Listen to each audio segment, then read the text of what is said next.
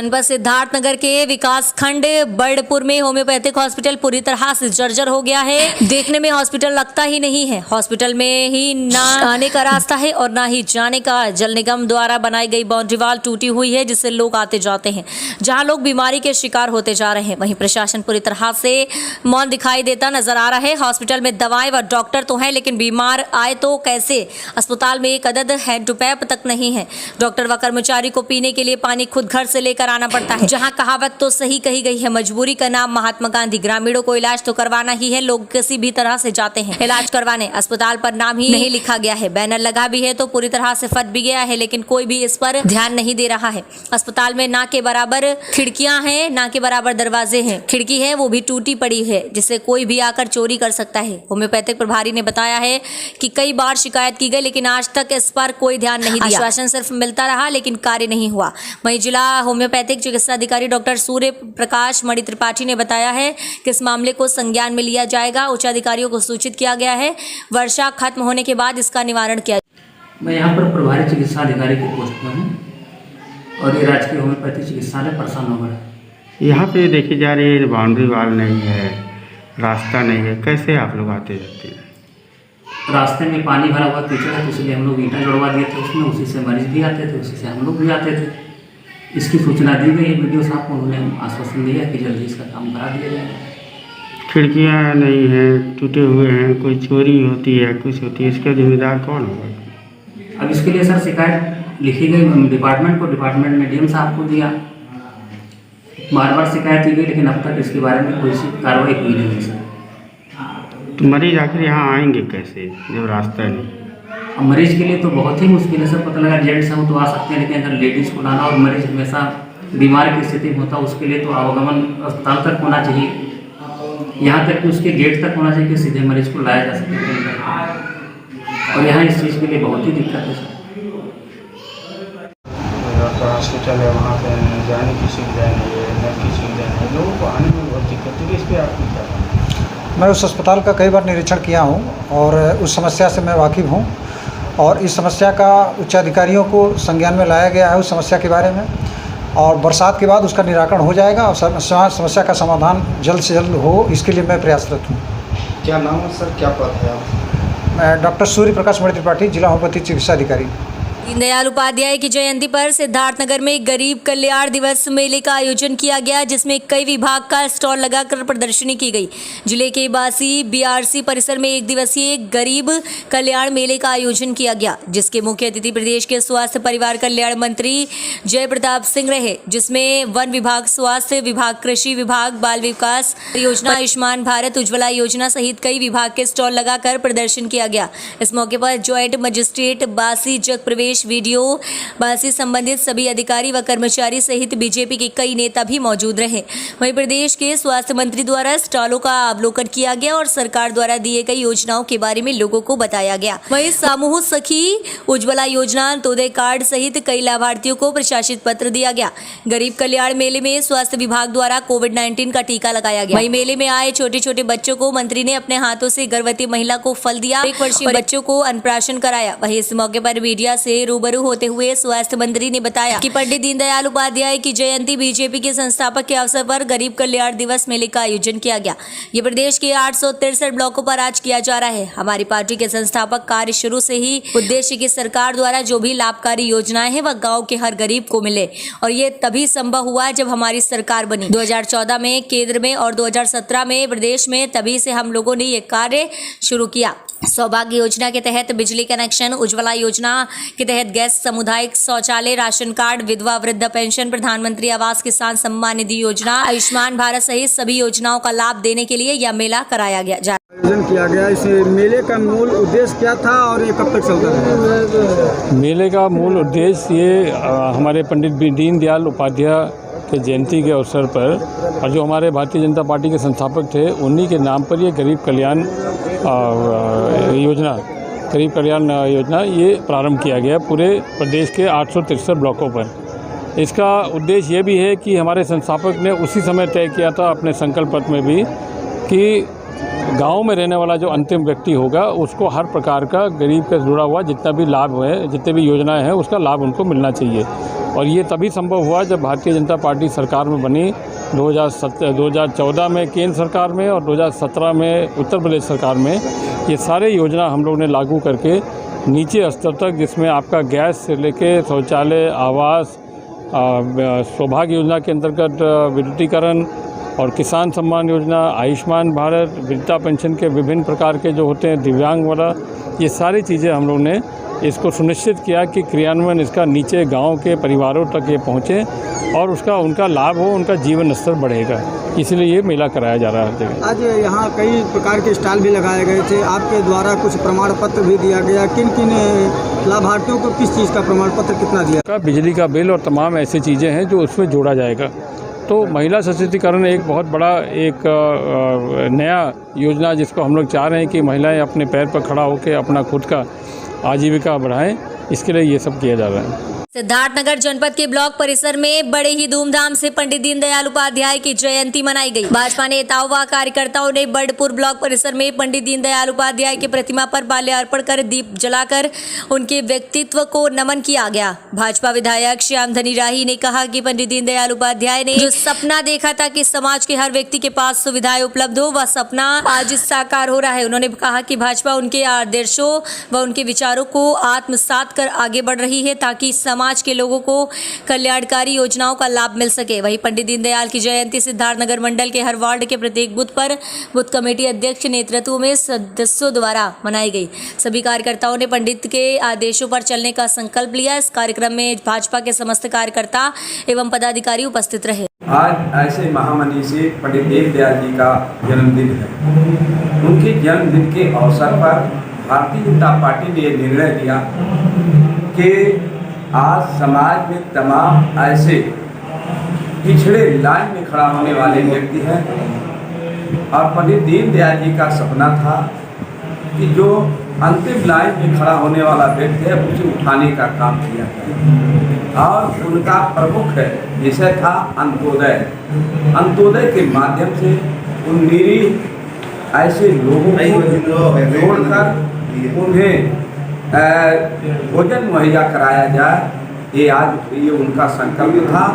आज का ये दिवस उनके जन्मदिन के अवसर पर ऐसे लोगों के लिए मनाया जाता है। यहाँ मेला का लगाया गया है, तो मेला के रूप में मेला इस नाते लगाया गया कि आम जनमानस आकर के इस मेले में अपनी उन समस्याओं को रख सके।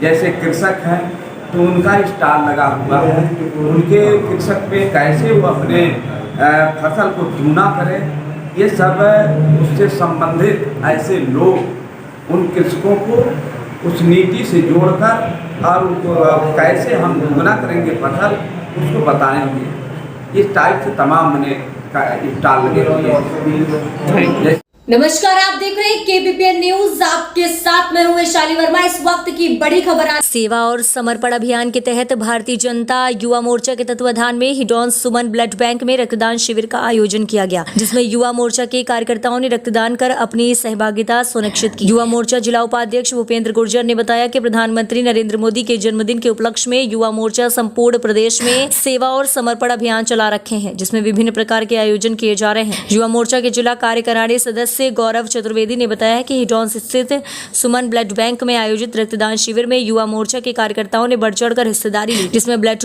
डोनेट करने वाले कार्यकर्ताओं को जिला अध्यक्ष शर्मा द्वारा माला पहनाकर व प्रशासित पत्र देकर सम्मानित किया गया। बिजली विभाग के कर्मचारियों ने मचा रखी है लूट। लालापुर प्रयागराज में पावर हाउस के कर्मचारियों ने मचा रखी है लूट। उनके साथ मिला जय पावर हाउस से जहां तक बिजली सप्लाई होती है और जितने भी मीटर लगे हुए हैं, मीटर कनेक्शन होते समय सबका आधार कार्ड लेकर मीटर कनेक्शन करे हुए, उसके बाद सबके मीटर पर गलत नाम शो कर रहा है और जब उसको सुधरवाने के लिए जय के पास जाते हैं तो वह बोलता है कि जो ठेकेदार आया था उसके पास जाइए, हम थोड़ी ना आए थे आपके घर मीटर लगाने। और जब रीडिंग निकाल रहे हैं तो किसी का 8,000, किसी का 500, किसी का 4,700, किसी का 2,900, किसी का 2,500, इस प्रकार की रीडिंग आ रही है और जिसका मीटर 30 यूनिट चल रहा है उसका बिल 5,000 आ रहा है।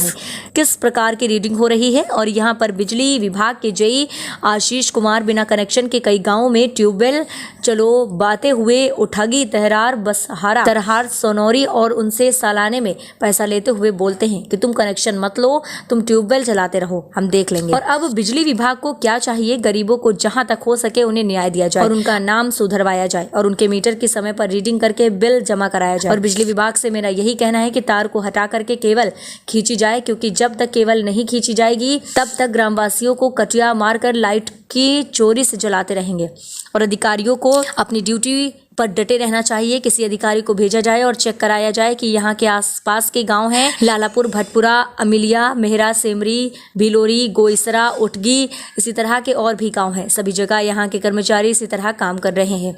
आपको बता दें कि सरकार किस बात पर पावर हाउस में रखा है और जब इनके हाथों में कुछ है तो यह बिजली की देखभाल क्या करेंगे और इनसे किस चीज की पेमेंट की जाती है। और जेई साहब को फोन करो तो वह फोन नहीं रिसीव करते हैं और फोन रिसीव करते हैं तो बोलते हैं कंप्लेन करो। कंप्लेन करने पर कोई भी फायदा नहीं है। और वहां पर हनुमान जी की मंदिर का ट्रांसफार्मर 15 दिनों से जला हुआ है, उसके बदलाव के लिए कुछ भी कार्य नहीं हो रहा है। सर वहाँ का ट्रांसफार्मर क्या हुआ था, सिद्धेश्वर वाला मंदिर वाला, आपसे फोन करके बताया तो थे हमने कि वहाँ का जला ट्रांसफार्मर। जी रिकॉर्डिंग कर रहे हो रिकॉर्डिंग कर रहे हो क्या? तो क्या हुआ, रिकॉर्डिंग होती भी होगी तो क्या हुआ? रिकॉर्डिंग करो, ₹1 बिल जमा करने के मतलब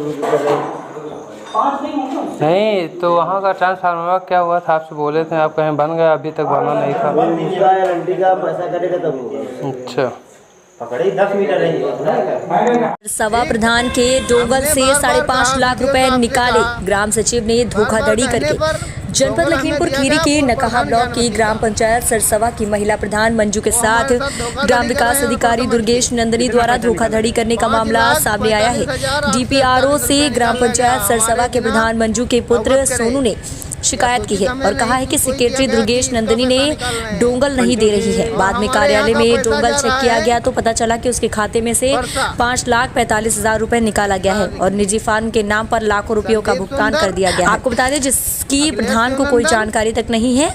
सरसवा प्रधान पुत्र सोनू ने पत्रकारों को बताया है कि सेक्रेटरी को डोंगल मिला था, कई बार डोंगल की मांग की लेकिन डोंगल नहीं दिया गया, जिसकी शिकायत खंड विकास अधिकारी संतोष सिंह से की गई, फिर भी कोई सुनवाई नहीं हुई। कुछ दिन बाद ग्राम सचिव डोंगल ने दिया तो चेक किया कि पूर्व प्रधान ज्ञानवती का निकला। सेक्रेटरी दुर्गेश नंदनी प्रधान व प्रधान पुत्र सोनू के अनपढ़ व सीधा होने का नाजायज फायदा उठाती रही। सोनू ने बताया कि निजी फर्म के टुकड़ों में भुगतान संदीप पुत्र सुंदर व अखिलेश पुत्र शिवनंदन निवासी परसा के नाम किया गया है और बताया जा रहा है कि पंचायत भवन के निर्माण का भुगतान किया जाता है। प्रधान पुत्र सोनू का आरोप है कि सेक्रेटरी दुर्गेश नंदनी हमको धमकी देती है कि मैं तुम्हें उल्टे सीधे मुकदमे लगवा दूंगा, जिससे प्रधान व सोनू काफी भयभीत हैं। ये जांच का विषय है, देखना है कि शासन प्रशासन जांच कर कार्यवाही करता है या नहीं। ठीक, हमने बार बार कहा, वीडियो साहब से कहा, बार बार कहने पर डोंगल हमें दिया गया पूर्व प्रधान ज्ञानवती का। वो हमारे साथ धोखाधड़ी कर रहे हैं अनपढ़ समझ के। कितना पैसा निकाला गया? 5,45,841 रुपया निकाला गया हमारे बिना अवगत करे या सूचित हमें नहीं कोई किया गया कि इसका पैसा निकाल रहे हैं पंचों की। और हमारे यहाँ का पैसा जा रहा है परसा, सर लिख लो, संदीप सुंदर, अखिलेश शिवनंदन। ये कौन है? ये परसा के हैं। इनके द्वारा पैसा निकाला गया? हाँ, इनके द्वारा लेबर मिस्त्री का पैसा जा रहा है। किस चीज़ का पैसा निकाला है? ये पंचायत भवन में जो काम चल रहा है लेबर और मिस्त्री का जा रहा है। पैसा निकल गया? निकल गया बिना आपकी अनुमति से? बिना हमारे अनुमति से। पंचों की जानकारी में है? पंचों की जानकारी में भी नहीं है, किसी से बताया नहीं गया है। प्रार्थना पत्र आपने किसी कहीं दिया, शिकायत किया? शिकायत किया डीपीआरओ साहब के यहाँ, एप्लीकेशन दी हमने पंचों के दस्तखत और साथ में होकर। क्या है, हम मांग रहे हैं फिर भी नहीं दे रही है। हाँ। और जो कहते हैं हाँ। तो बोल रही है कि तुम्हारे पे कोई कार्रवाई कर देंगे हम। ये दुर्गेश नंदनी बोल रही? हाँ, दुर्गेश नंदनी बोल रही हैं कि अगर डोंगल हम नहीं देंगे तो क्या कर लोगी। हाँ। और जो भी है तो हम कह देंगे कि हमारे साथ छेड़छाड़ या कुछ भी कर रहे हैं। अच्छा, ये तुमको अवगत कराना जरूरी है क्योंकि कुछ भी लगा सकती हैं। ये आपको धमकाती है? हाँ, धमकाती हैं। अच्छा, इसलिए आप उनकी हमें दहशत में लेडीज हैं। सिक्योरिटी नहीं चाहिए, हमारे गांव का विकास होना है। हाँ बिल्कुल। कोई भी विकास नहीं हो रहा है। हम मनरेगा भी नहीं चला पा रहे हैं। मनरेगा पे भी अपडेट नहीं हो रहा है हमारा। ना रोड ना कुछ। आपका सोनू नाम है? हाँ सोनू नाम है। पंचायत भवन बनते बनते 2.5 साल हो गया है। अभी 2 दिन चलता है तो 10 दिन बंद रहता है काम, और हमसे कहा जाता है कि काम चालू है।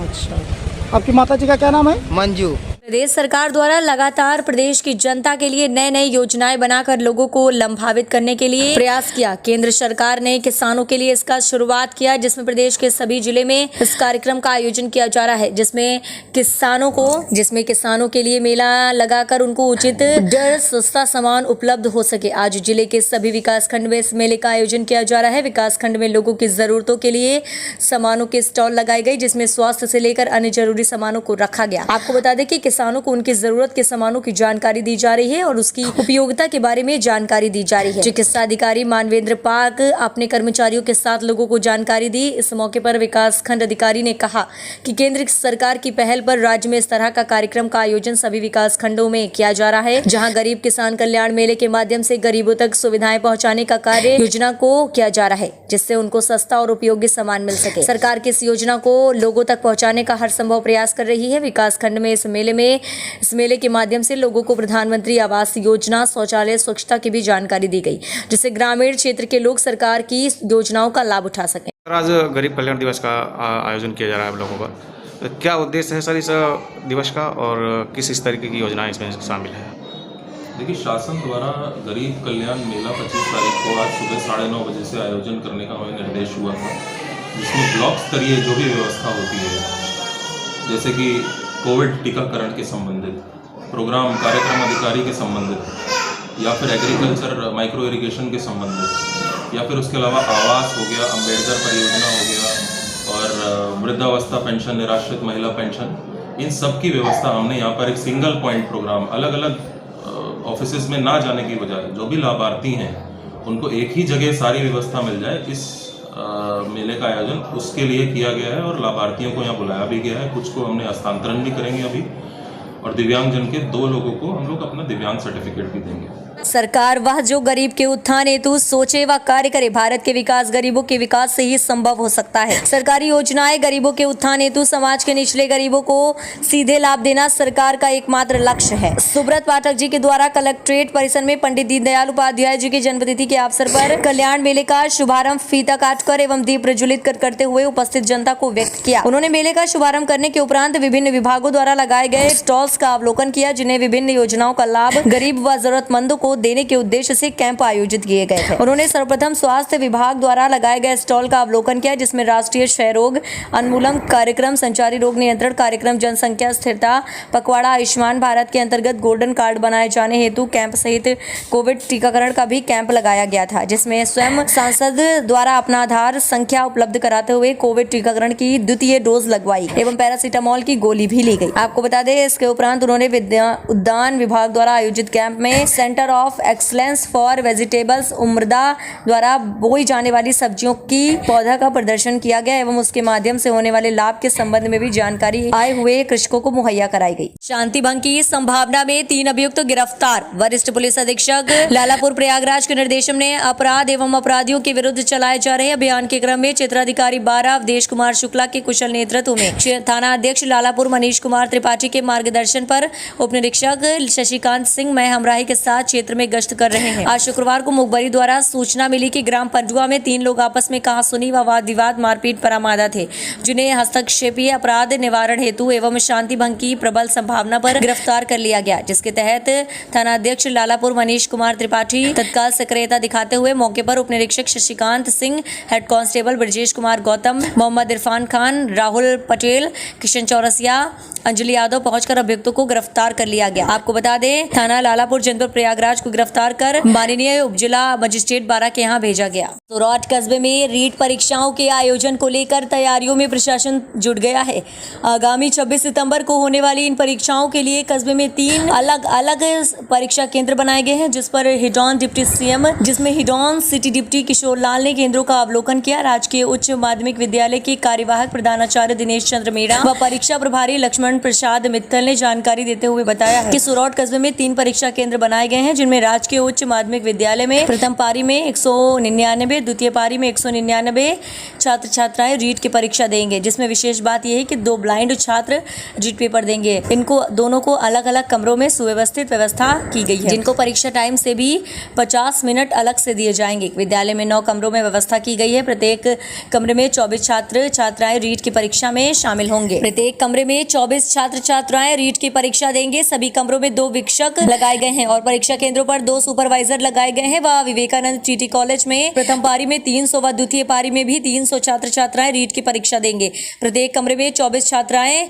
एग्जाम देंगे और विवेकानंद उच्च माध्यमिक विद्यालय प्रथम पारी में 199 व द्वितीय पारी में 200 छात्र छात्राएं रीट का एग्जाम देंगे। आपको बता दें कि 1398 छात्र छात्राएं रीट का एग्जाम देंगे। एग्जाम सीसीटीवी कैमरे पुलिस प्रशासन की मुस्तैदी में संपन्न करवाए जाएंगे। उच्च विद्यालय में दोपहर बाद प्रधानाचार्य दिनेश चंद्र मीणा व बाइजेट प्रधानाचार्य रहीमुद्दीन खान की अध्यक्षता में सभी शिक्षकों की मीटिंग आयोजित की गई है। इस मौके पर परीक्षा प्रभारी लक्ष्मण प्रसाद मित्तल, हरिमोहन पुष्पद, अरविंद आदि कई लोग मौजूद रहे। रामगंज उन्नाव में ब्लॉक में गरीब कल्याण दिवस के आयोजन पर 10 बजे ब्लॉक में मंच पर अधिकारी व स्टॉल लगे गए और कार्यक्रम का शुभारंभ करने के लिए विधायक का दोपहर बाद तक इंतजार करते रहे। करीब 1 बजे मंच के पास विधायक ब्रजेश रावत पहुंचे और मंच पर प्रगतिशील समाजवादी पार्टी बांगरमऊ से टिकट मांग रहे व पूर्व ब्लॉक प्रमुख सुखबीर सिंह सहित कई चेहरों को देखकर भड़के और आक्रोशित होकर कहने लगे, मंच पर फालतू लोगों को क्यों बिठाया गया। बस विधायक की बात सुनते ही ब्लॉक प्रमुख मीरा यादव ने विधायक को आड़े हाथों लेते हुए बरस पड़ी और विधायक से कहने लगी कि ये सरकारी कार्यक्रम है, इसमें सभी वर्तमान और पूर्व प्रतिनिधि बैठे हैं। अब आप ही बता दो कि किसे हटाया जाए, किसे हटाया जाए। आक्रोशित होते हुए कहा कि आप महिला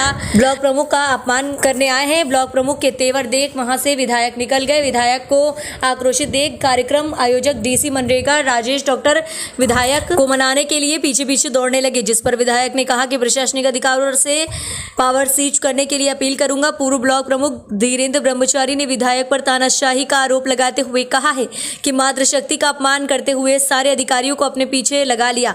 उन्होंने कहा कि अब ये लड़ाई आर पार की लड़ी जाए।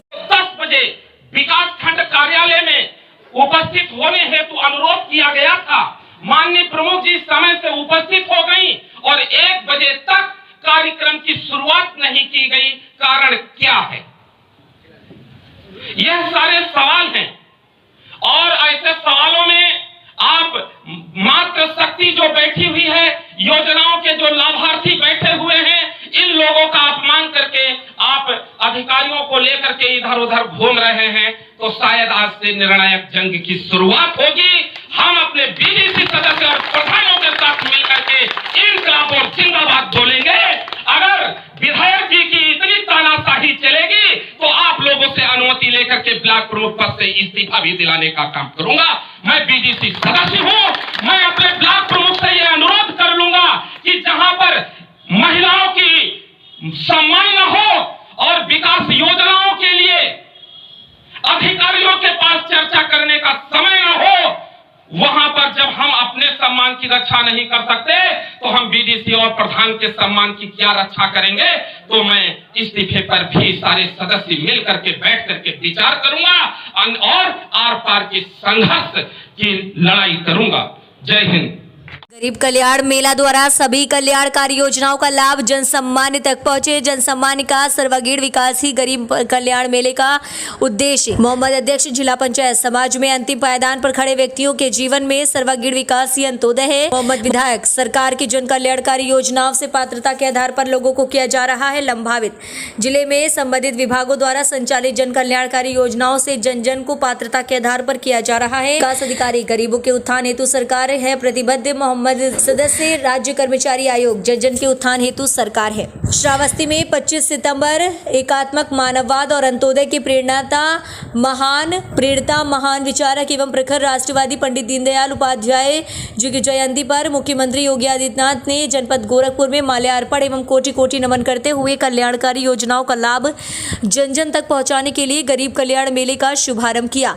आपको बता दें कि मेला बड़े धूमधाम के साथ आयोजित किया गया। क्रमशः विकासखंड हरिहरपुर रानी में जिलाध्यक्ष पंचायत ददन मिश्रा, विकासखंड गिलौला में विधायक राम फेरन, महामंत्री रमन सिंह द्वारा गरीब कल्याण मेले का शुभारंभ किया गया। हरिहरपुर रानी में आयोजित गरीब कल्याण मेले के शुभारंभ के दौरान अपने संबोधन में अध्यक्ष जिला पंचायत ददन मिश्रा ने गरीब कल्याण मेले द्वारा सभी कल्याणकारी योजनाओं का लाभ जन सामान्य तक पहुंचे। जन सामान्य का सर्वांगीण विकास ही गरीब कल्याण मेले का उद्देश्य है। उन्होंने पंडित दीनदयाल उपाध्याय को नमन करते हुए कहा कि शासन के सभी कल्याणकारी योजनाओं का लाभ जन सामान्य तक पहुंचाकर हम दीनदयाल उपाध्याय जी के अंत्योदय सपने को साकार कर सकते हैं। समाज में अंतिम पायदान पर खड़े व्यक्तियों के जीवन में सर्वांगीण विकास ही अंत्योदय उद्देश्य है। उन्होंने मुख्यमंत्री बाल सेवा योजना, कन्या सुमंगला योजना, कोविड टीकाकरण, पेंशन स्कीम आदि कल्याणकारी योजनाओं उपदेयता पर प्रकाश डाला।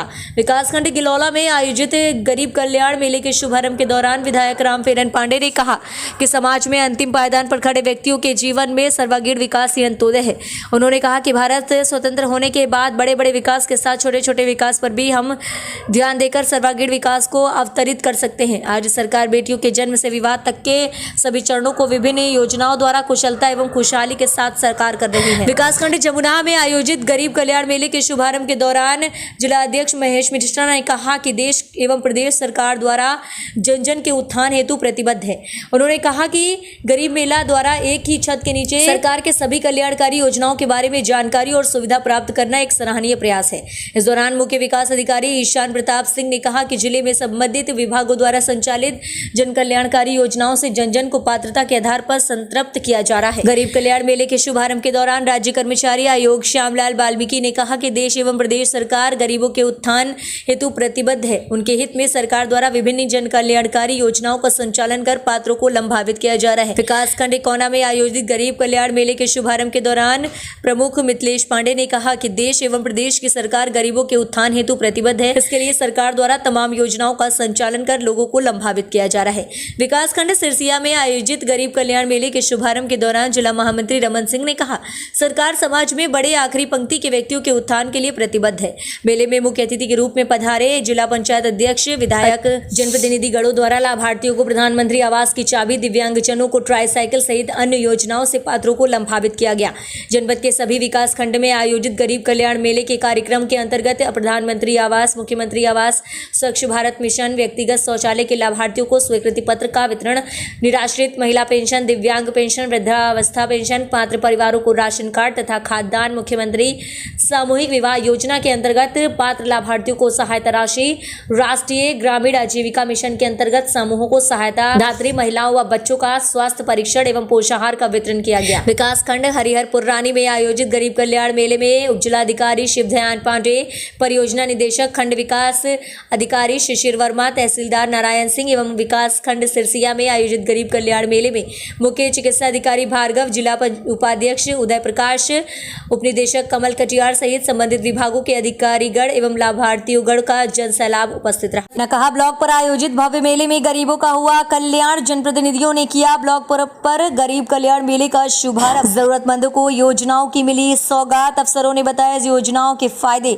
शनिवार को शासन के निर्देश पर खीरी जिले के सभी 15 ब्लॉकों में गरीब कल्याण दिवस को मनाया जाना है। इन मेलों में जरूरतमंद को जहां एक और योजना की सौगात मिली, वहीं अफसरों ने मौजूद लोगों को योजनाओं के फायदे बताए। रोजगार मेले का आयोजन किया गया, इसमें क्या उद्देश्य रहा आपका? रोजगार मेले का जो आज पंडित दीनदयाल जी की जयंती के उपलक्ष्य में जो ये रोजगार किसान कल्याण मेला जो सरकार के द्वारा हम लोगों के द्वारा जो लगाया गया है, इसमें सरकार के द्वारा जो भी सरकार की योजनाएं हैं, चाहे केंद्र की योजना हो चाहे प्रदेश की योजना हो, वो हर उस पात्र व्यक्ति तक पहुंचनी चाहिए जो अभी तक नहीं पहुंच पाई। हम लोगों की पूरी कोशिश, पूरी सरकार की कोशिश है, क्योंकि सबसे बड़ी जागरूकता की कमी है और इन मेलों के द्वारा जब लाभार्थी यहाँ पे आता है तो वो जागरूक होता है। इसी जागरूकता के क्रम में ये एक मेला का आयोजन किया गया। आपकी सरकार को 5 साल पूरे होने वाले हैं, अभी तक आवास कंप्लीट नहीं हुए प्रधानमंत्री, प्रधानमंत्री आवास जब अभी तक 72 सालों में वो सरकारें आवास नहीं दे पाई, तो आप समझते हैं कि क्या 4 साल में आवासों का निर्माण किया जा सकता है? सामुदायिक शौचालय बनाए गए, अभी तक 50% सामुदायिक शौचालय कंप्लीट नहीं हुए। सामुदायिक शौचालय का निर्माण बहुत जोर शोर से। प्रधानमंत्री मोदी के जीवन व्रत पर आधारित प्रदर्शनी का शुभारंभ। बाराबंकी में पंडित दीनदयाल उपाध्याय की 105वीं जयंती शनिवार को धूमधाम से मनाई गई। जिले के सभी मंडलों पर विविध कार्यक्रम आयोजित हुए। भाजपा कार्यालय प्रदेश मंत्री एवं जिला प्रभारी अर्चना मिश्रा ने दीनदयाल के चित्र पर पुष्प अर्पित करके उन्हें श्रद्धांजलि अर्पित की। उन्होंने कहा कि एकात्म मानववाद की प्रेरणा एवं अंत्योदय दर्शन के पुरोधा दीनदयाल जी का जीवन अनुकरणीय है। भाजपा नगर कार्यालय एवं मसौली मंडल के टेरा दौलतपुर कार्यक्रम में CLDF के चेयरमैन दर्जा प्राप्त राज्य मंत्री वीरेंद्र तिवारी बतौर मुख्य अतिथि मौजूद रहे। उन्होंने कहा कि दीनदयाल उपाध्याय के सपनों को प्रधानमंत्री मोदी एवं मुख्यमंत्री योगी साकार कर रहे हैं।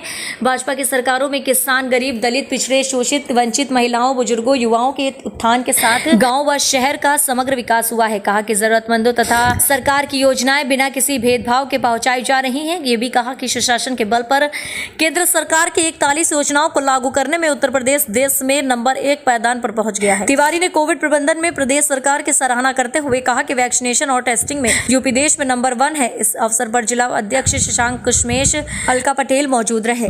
बाराबंकी में प्रधानमंत्री नरेंद्र मोदी के राजनीतिक जीवन के बेदाग 20 वर्ष पूर्ण होने पर भाजपा कार्यालय पर उनके जीवन वृत्त को दर्शाते चित्रों की प्रदर्शनी आयोजित की गई। प्रदेश मंत्री एवं जिला प्रभारी अर्चना मिश्रा ने फीता काटकर प्रदर्शनी का शुभारंभ किया। बाराबंकी में भाजपा प्रदेश अध्यक्ष स्वतंत्र देव सिंह द्वारा शाम भाजपा कार्यालय पहुंचे। आपको बता दें, पंडित दीनदयाल उपाध्याय के चित्र पुष्पार्चन करके उन्हें श्रद्धांजलि अर्पित की। कहा कि दीनदयाल उपाध्याय के सपनों का भारत प्रधानमंत्री मोदी के नेतृत्व में साकार रूप ले रहा है। दीनदयाल जी का बलिदान देश के करोड़ों युवाओं को राष्ट्रवाद की ओर मोड़ रहा है। देश विश्व गुरु बनकर ही रहेगा। योगी के नेतृत्व में प्रदेश देश की अग्रिम पंक्ति में खड़ा हो गया है। विधानसभा 2022 के चुनाव में जनता के आशीर्वाद से भाजपा दोबारा सत्ता में आएगी। प्रदेश अध्यक्ष ने कार्यालय पर मोदी के जीवन व्रत पर आधारित प्रदर्शनी को भी देखा। इस अवसर पर प्रदेश अध्यक्ष RK शर्मा, प्रदेश मंत्री अर्चना मिश्रा, CLDF के चेयरमैन वीरेंद्र कुमार तिवारी, सांसद उपेंद्र रावत, विधायक शरद अवस्थी आदि कई लोग मौजूद रहे। थाना मझिला में संपूर्ण समाधान दिवस का हुआ आयोजन। सुनी फरियादियों की फरियादें। थाना मझिला में संपूर्ण समाधान दिवस का आयोजन हुआ। इस अवसर पर पुलिस अधीक्षक जनपद हरदोई व जिलाधिकारी हरदोई द्वारा जन शिकायतों को सुनकर उनके तत्काल निस्तारण हेतु संबंधित को आवश्यक निर्देश दिए गए। राजस्व विभाग व पुलिस विभाग को आपस में सामंजस्य बनाकर संयुक्त टीम के माध्यम से मौके पर जाकर भूमि विवादों का निस्तारण करने के निर्देश दिए गए। उधर मझिला थाना में तैनात दरोगा का शर्मनाक ऑडियो सोशल मीडिया पर वायरल हो रहा है, जिसमें RD रावत ने अपर पुलिस अधीक्षक कपिल देव को अभद्र भाषा का प्रयोग करते हुए सुनाई दे रहा है कि चुनाव के दौरान बैगराजपुर गांव में अंगुली नहीं गर्दन काटनी चाहिए थी बोल रहा है और अपर पुलिस अधीक्षक से लेकर DGP तक को अभद्र भाषा का प्रयोग कर रहा है। वीडियो ऑडियो वायरल होते ही SCP ने मामले की जांच क्षेत्राधिकारी शाहबाद को दी। जांच में दरोगा और D रावत को दोषी पाया।